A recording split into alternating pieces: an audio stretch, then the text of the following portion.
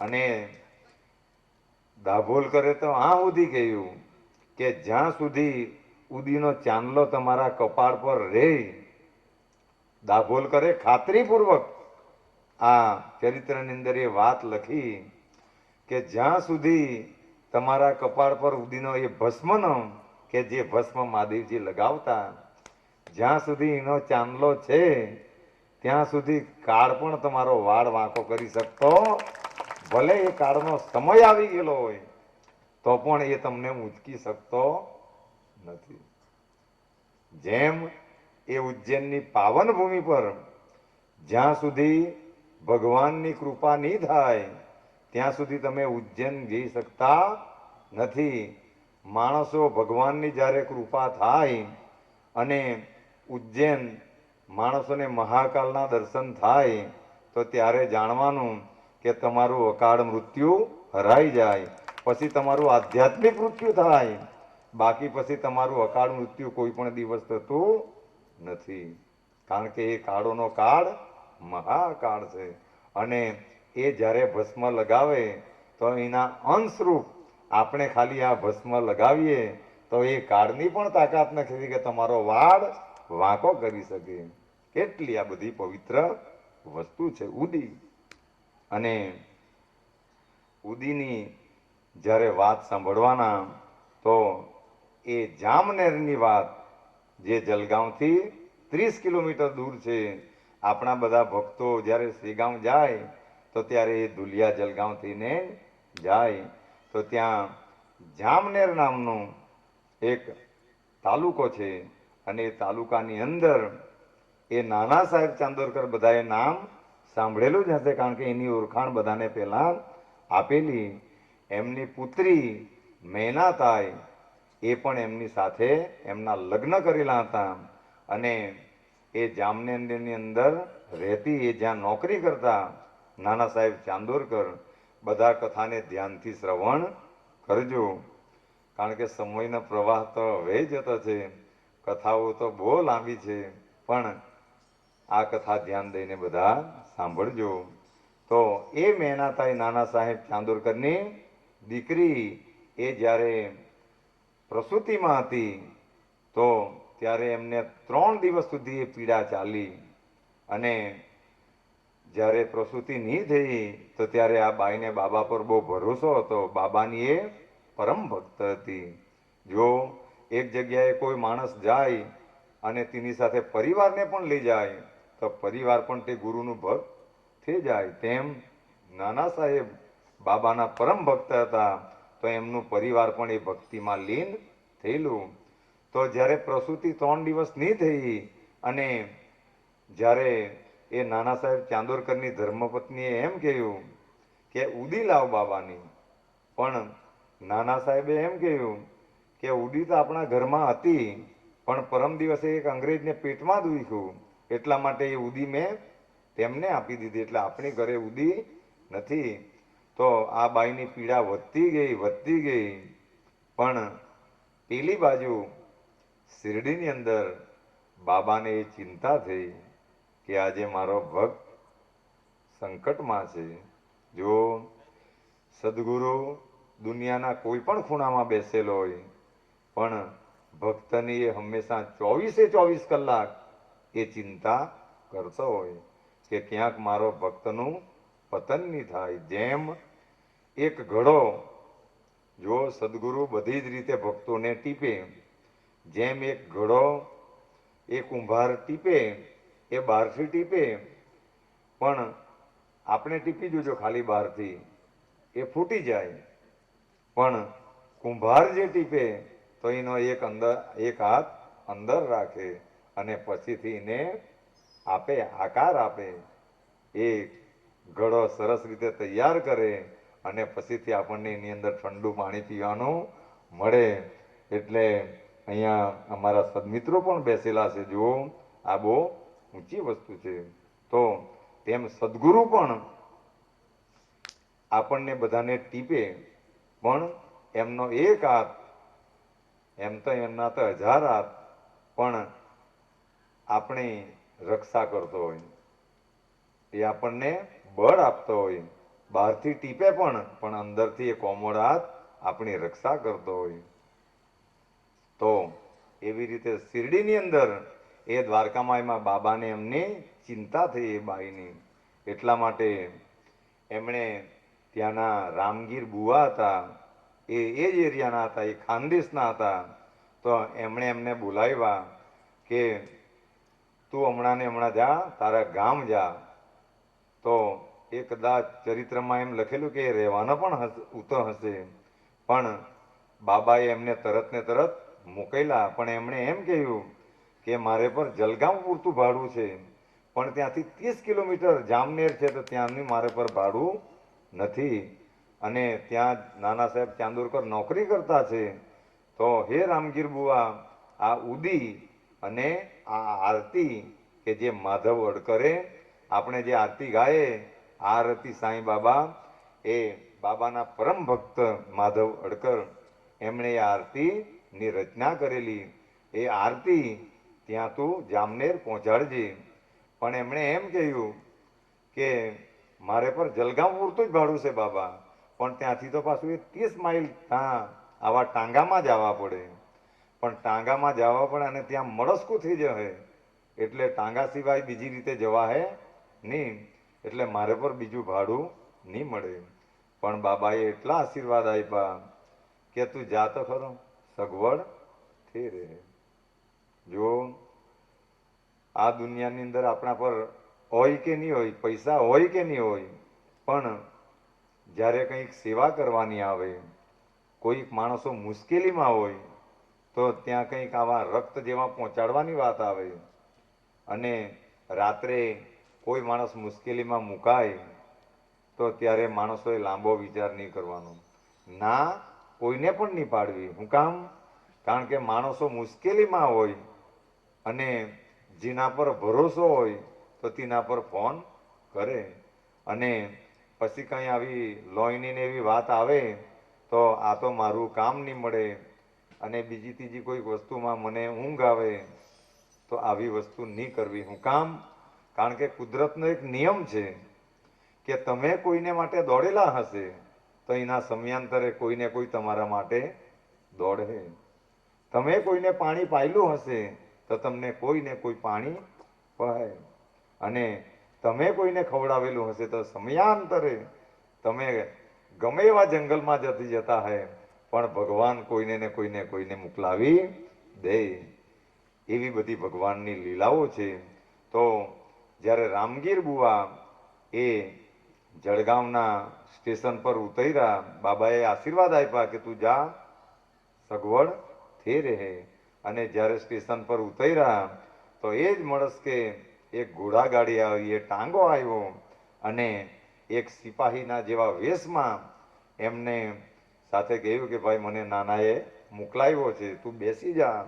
અને એ રામગીર બુઓ જ્યારે ટાંગામાં બેસીને બધી વાતો કરી હશે, અને રસ્તે કોઈક જગ્યાએ રોકાયા, પણ કુદરતી હાજતે પણ ગયા, અને નદી પાસે કંઈક મુખમાર્જન કે જે પણ કોઈ લોકોએ કર્યું હશે તે કર્યું હશે, અને પછી ચરિત્ર એમ કે બે જણાએ બેસીને નાસ્તો પણ કર્યો.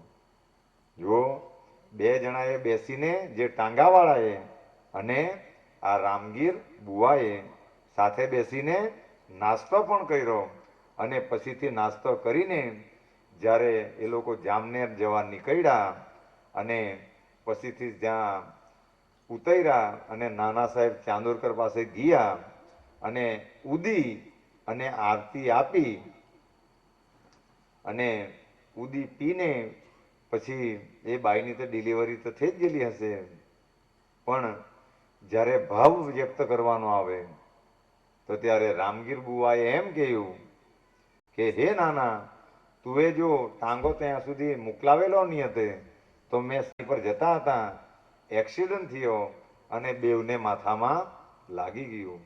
એ પરિસ્થિતિ એટલી બધી ખરાબ થઈ ગઈ કે ડૉક્ટરોએ હાથ ઊંચા કરી દીધા. તે આરસામાં પ્રદીપભાઈ બહાર હતા, અને એમને તરત એ ન્યુઝીલેન્ડમાં કે કઈ જગ્યાએ હતા, એમને તરત બોલાવવામાં આવ્યા. અને પછી ડૉક્ટરોએ કહ્યું કે સ્થિતિ આવી હતી, એક તો બંને દીકરા, પણ સ્થિતિ ખરાબ. ડૉક્ટરોએ હાથ અને એ પ્રદીપભાઈ આવીને જોયું તો જોઈને ત્રાસી ગયા કે આ તો હું દશા. અને એમણે ત્યાંથી દવાખાનેથી કુટુંબ પરિવારે રોક્યા કે અહીંયા પરિવાર તકલીફમાં છે, અહીંયા જ રહે. પણ એમણે જાણ્યું કે હવે શિરડીની વાત સિવાય બીજો કોઈ રસ્તો નથી અને સીધા શિરડી ચાલી ગયા. એ દ્વારકામાઈની ખોડામાં બેસી બેસીને એમણે એટલા આંસુ પાડ્યા અને પછીથી બાબાને હાથ ભાવે પ્રાર્થના કરી કે બાબા, મારા બાળકો આજે જીવન અને મરણ વચ્ચે ઝોલા ખાતા છે, પણ મેં તેમણે પણ છોડીને તમારા પર શ્રદ્ધા રાખીને આ શિરડીની વાત પકડી છે અને તમારા ચરણમાં આવ્યો છે.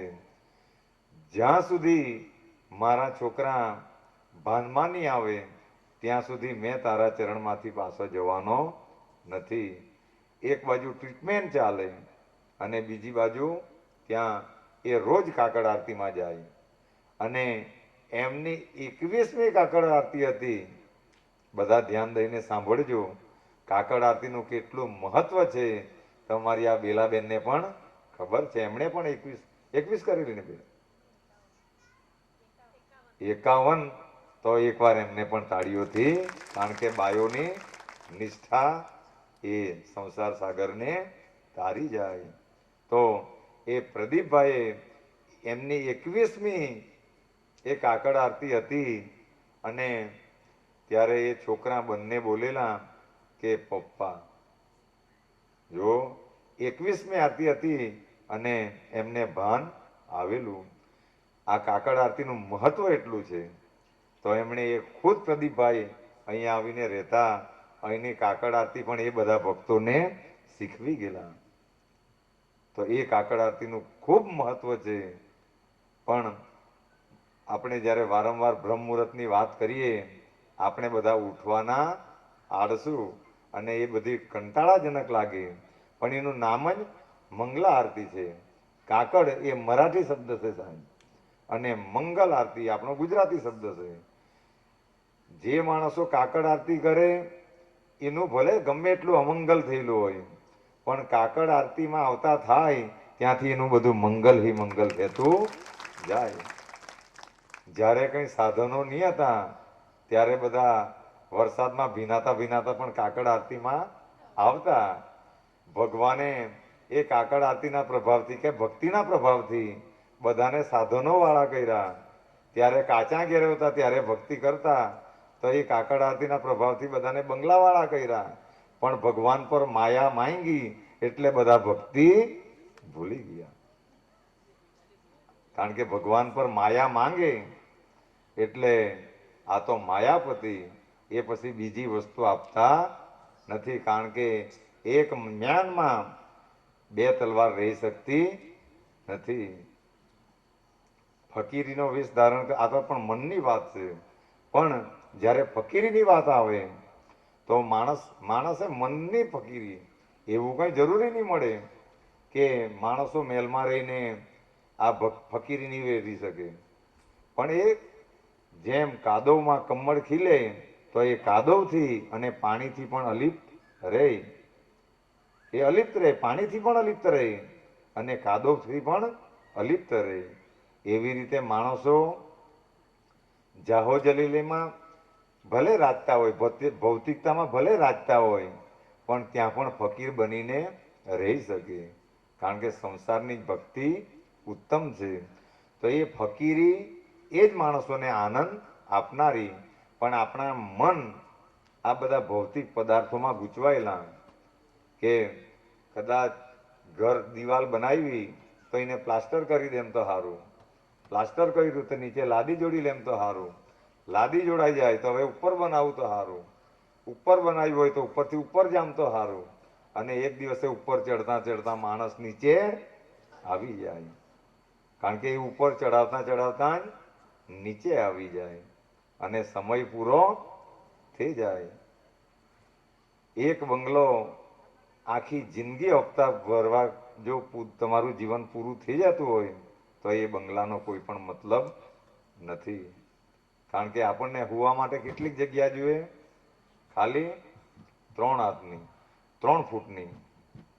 તો એના માટે 3000 સ્ક્વેર ફૂટના બંગલા બનાવવાની જરૂર નથી. કારણ કે એ તમને પછી મર્યાદાની બહાર એટલે બધી જ રીતે હાનિ કરે. એ તમને બીજી રીતે તો હાનિ કરે જ, પણ એમની સાફ સફાઈઓ કે બીજીમાં પણ એ હાનિ કરે. અને પછી આપણા બાળકો એમ કહે કે તમને કોણે આટલા મોટા બનાવવા ગયેલા હોય, તમે એમ સાફ કરો. એટલે આપણા જ આપણને નડે તેવી આ બધી વસ્તુ છે. એટલે માપમાં રહેવું. માણસો મર્યાદામાં રહે તો બધી જ વસ્તુ તેને આનંદ આપનારી રહે. તે પછી કોઈ પણ વસ્તુની મર્યાદા, પૈસા કમાવાની મર્યાદા હોય, ઊંઘવાની મર્યાદા હોય, ગાડી પર જતા સ્પીડની મર્યાદા હોય. જો આ મર્યાદા પણ જેમણે જેમણે તોડેલી આજે પણ આપણને દેખાય આવે કે જ્યારે હાથ ને પગ તૂટે અને પછી આખી જિંદગી લડખડાતા. મર્યાદા તોડે એટલે એનું જીવન લડખડાતું થઈ જ જાય. એટલા માટે એ મર્યાદાને તોડવાની જરૂર નથી. આજે છેલ્લો દિવસ છે, પણ વાતોની ટ્રેકો પણ આ બધી મૂળ વાતો છે. એટલા માટે ચરિત્રનું ગાન તો તે દિવસે પ્રકાશભાઈ કહી ગયા તેમ વર્ષ સુધી ચાલુ રાખું તો પણ આ પૂરું થાય એવું નથી. પણ જ્યારે મૂળ વાતોને વ્યાસપીઠની રજૂ કરે તો કોણ કરવા માટે સંમત છે. તો એ ઉદી જ્યાં સુધી લાગેલી રહે ત્યાં સુધી કાળ પણ એ ભક્તનું કંઈ બગાડી શકતો નથી. તો આ જગતમાં આપણે આવ્યા છે તો ભગવાન પર ભરોસો રાખીને આ જગતમાં ભગવાન સિવાય કોઈ આપણું નથી. આ સંસારમાં આપણે એકલા આવ્યા છીએ અને બધું છોડીને એકલાએ જવાનું છે.